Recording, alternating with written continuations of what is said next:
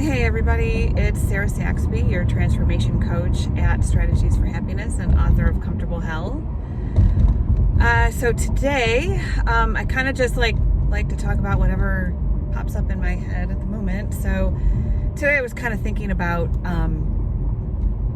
how we're all in like a different, those of us that have been in these jacked up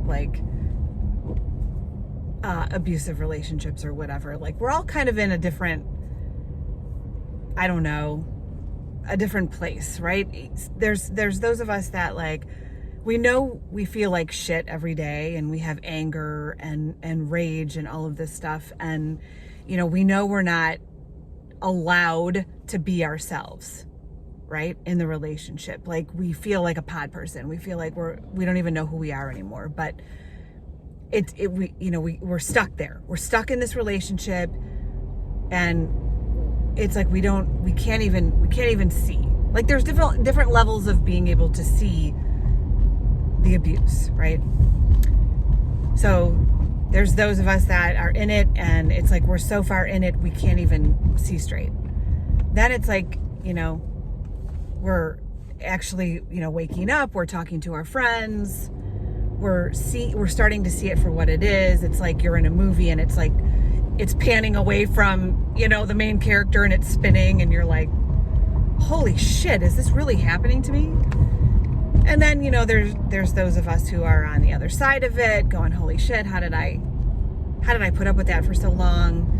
And then maybe there's those of us that have never, been in a relationship like that. And it's kind of like you might look at people and go, how did you put up with that for so long? Why did you do that? Why did you put, and at the end of the day, and I said this in my last video, it's like, we just can't judge, because it's like, we all do stupid shit. We all put up with shit.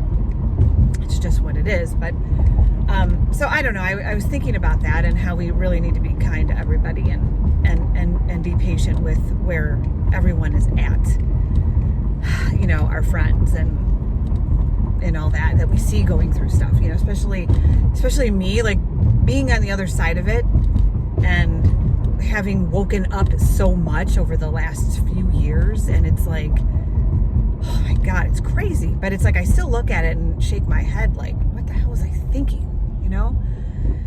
But one thing that is, has been coming up for me is how I think one of the ways that we get stuck in these relationships is that something in our heads, not only is our partner telling us this, but something in our heads is telling us that the relationship I'm in is different. Nobody understands us. We're different. Do you know what I mean?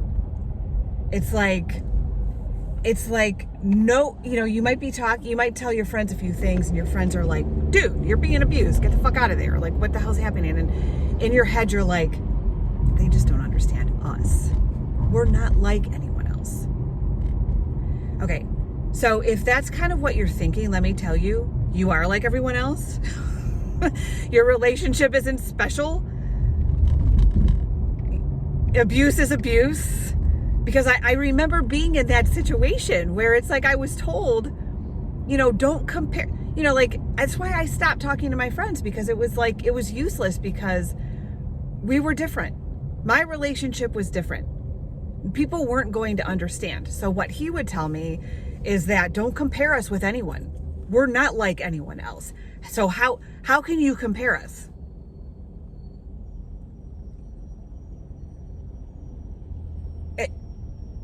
And it's just, it's just one way that we stay stuck. And we literally tell ourselves that, though. We literally are sitting here saying, people just don't understand. My friends just don't understand. They give me advice, but that advice is for other people. It's not for us, because we're not like that. Oh, God. You guys, if you find yourself saying that or thinking that, let me tell you, you might have, I don't know. I'm not saying that our friends' advice is always the right advice, but at least they're seeing it from a perspective that you cannot possibly have because you're being abused and manipulated. You're being told you're special, the relationship is so special that no one could possibly understand. How can you take advice from someone when they don't get us? Do you guys know what I'm saying? Has anyone ever been through that? Where you literally think you're like, your relationship's on a different planet, so how can I compare it like to anyone? So dumb.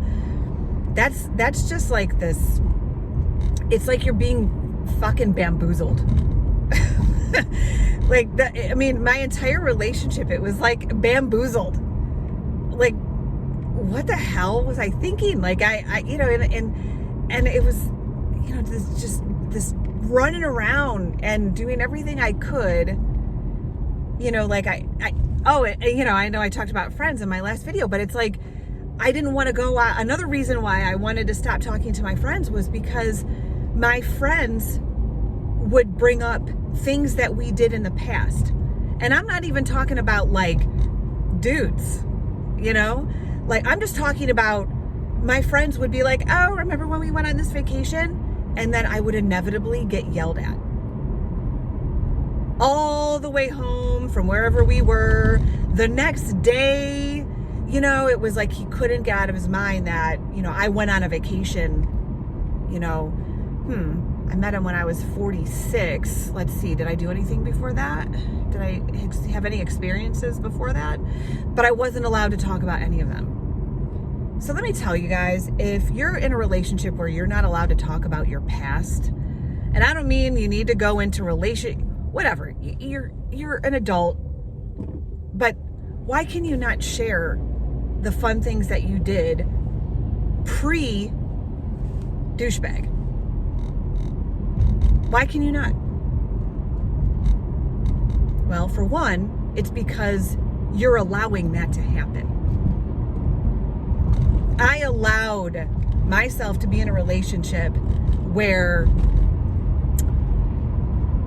I didn't talk, my past didn't exist. He wanted to erase my past, right? So, it's not right, but I stopped going out with my friends because I was so afraid they were going to say something about a vacation that we experienced, and then it was going to cause upset in my relationship.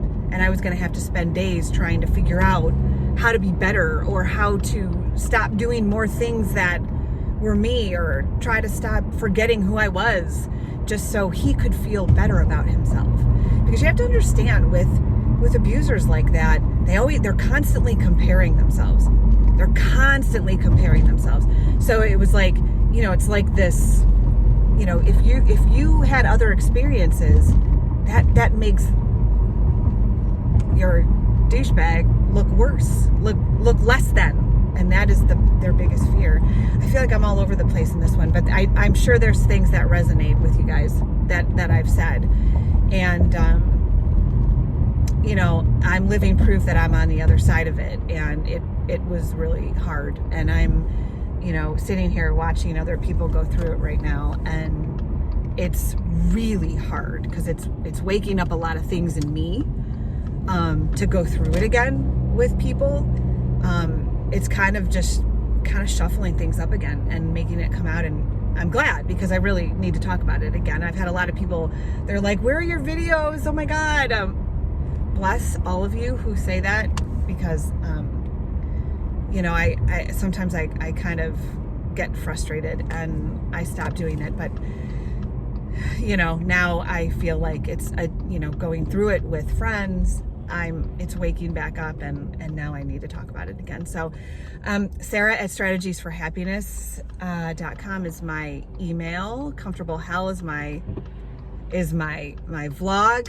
It's a website. Strategiesforhappiness.com is also, that's my coaching, my transformation coaching that I use, human design and gene keys and Kabbalistic astrology to tell you all about you and get you out of being a pod person. It's wonderful. It's wonderful to not be a pod person anymore. So I hope you guys are doing well. Looking forward to hearing from everyone. See you later. Bye.